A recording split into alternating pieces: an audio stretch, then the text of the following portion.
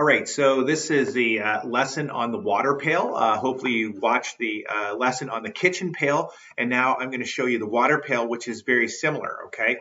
Just like the kitchen pail, we have a fairly extensive list of what is going to go in the water pail, and as we go down the list, that's the order in which you put things into the pail, okay? This will be taped to the outside of the pail, and it will be taped on such a manner that it will not come off during trip.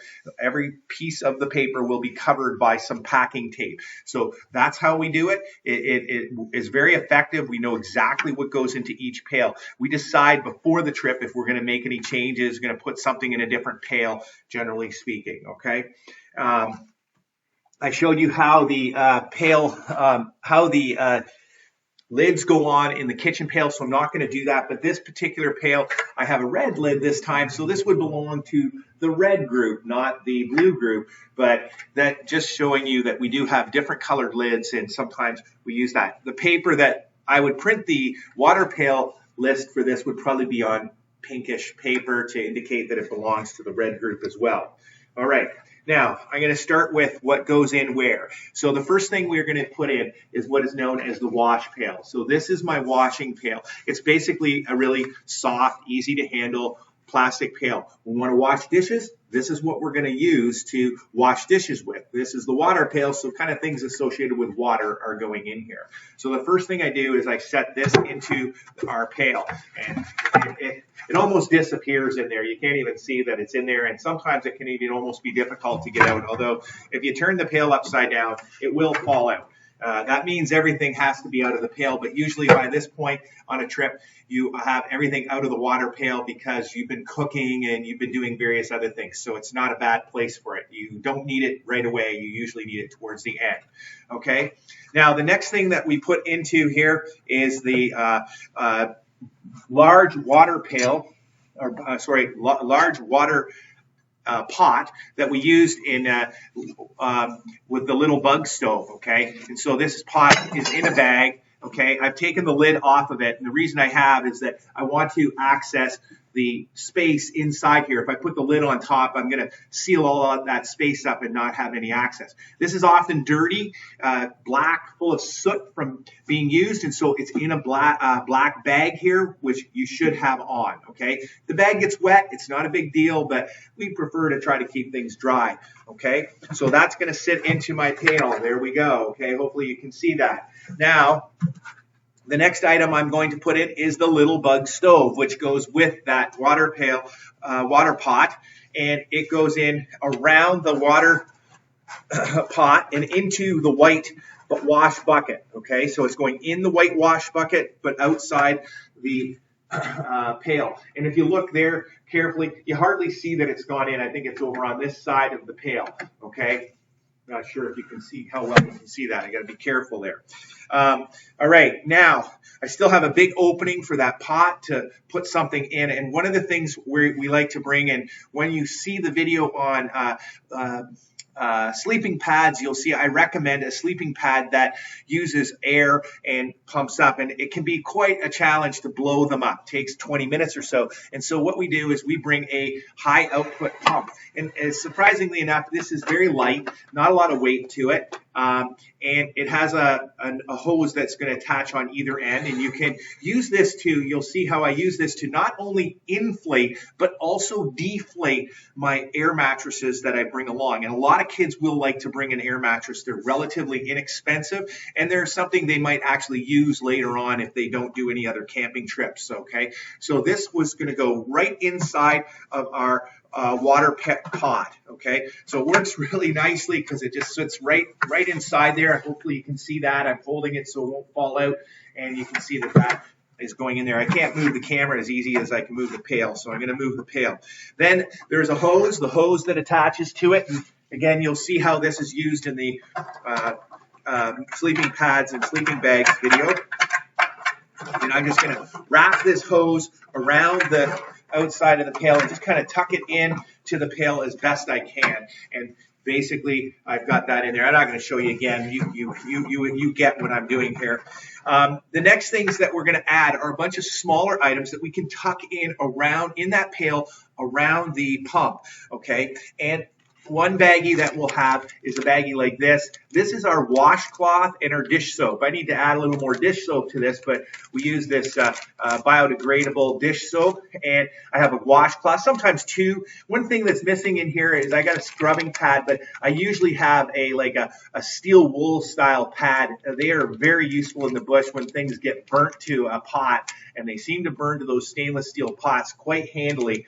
And so having a stainless steel ball is there, but I don't have any here at home. My wife doesn't use them at home, but she does I do like them in the bush. So I'm going to put that into the pail. Another item I'm going to put in here is some toothpaste. This is a group toothpaste. It works great.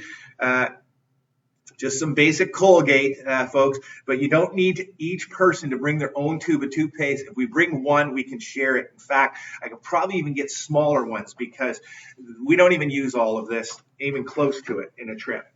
Another item we like to bring along is a little scrubbing brush. I don't usually put it in a baggie. I just tuck it in somewhere in here. This can, too, be very useful in cleaning off your dishes when you're at camp. So I stuff that into the pail. And then one more item I'm going to put in, and this is my drying cloths. You'll get two drying cloths that you'll bring along. They also come in a large Ziploc baggie, and I strongly encourage people don't lose the baggie because once these things get wet, really wet in here, and there's usually wet stuff in the water pail, then you're kind of in trouble. So I'll tuck that in around as well. And really, I really haven't added very much in here to this pail in the last few minutes because those are small items that have fit nicely around the other items that are there. And so you can see what I've got in there. Now the rest of it is sort of putting in some things that we couldn't maybe get into the kitchen pail. For example, I wanted to bring in extra isobutane fuel. So I have lots of room in here.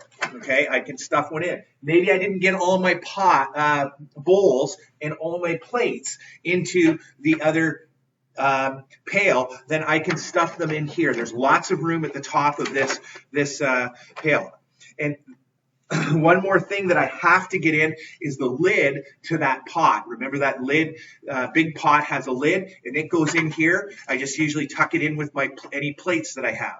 And I'm almost done here, and if I'm going down the Saugeen River on the Saugeen trip, I don't bring water filters because I'm not drinking water out of the Saugeen River. I'm going to bring my own water along, and there's no portaging, so it's not a big deal.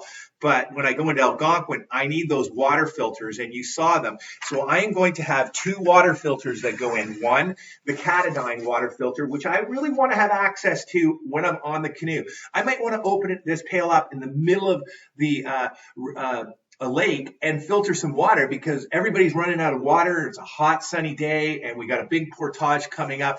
And so I want this available. So I want it at the top of this pail. It's really, really important. And also, I also have my platypus water filter as well, which I'm going to put in here. So I've got to find ways to sort of tuck these two into the top of this pail and not infringe. If I have this like this, where it's up high like this, that's not going to work. I have to find ways to manipulate these things so that the pail will accept these items. So I'm going to play around with it a little bit here. Maybe I should take a couple plates out, whatever it may be, whatever it takes to do this, okay? And away I go. So I'm going to put the platypus filter on the bottom and then here. And sometimes I can just lay these plates right on top. Look at that. So I ended up with the plates right on top. I'm not sure how well you can see that, but I've ended up with the plates right on top, but they're clearly below this level. And now I can put my lid on. I'll just hold it up a little bit here while I set this lid on. Again, kind of hear that clicking, and I have my water pail full. All I need left to do now is tape my instructions onto the outside of this pail.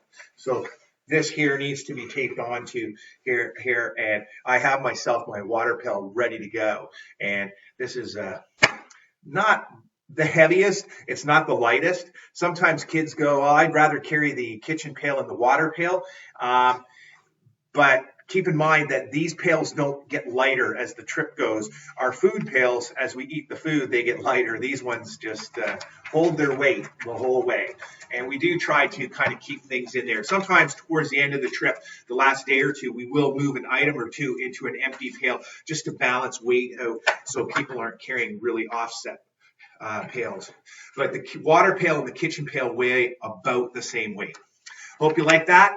Those are the two pails that we put all of our supplies in, so to speak, not food. That's the end of the video.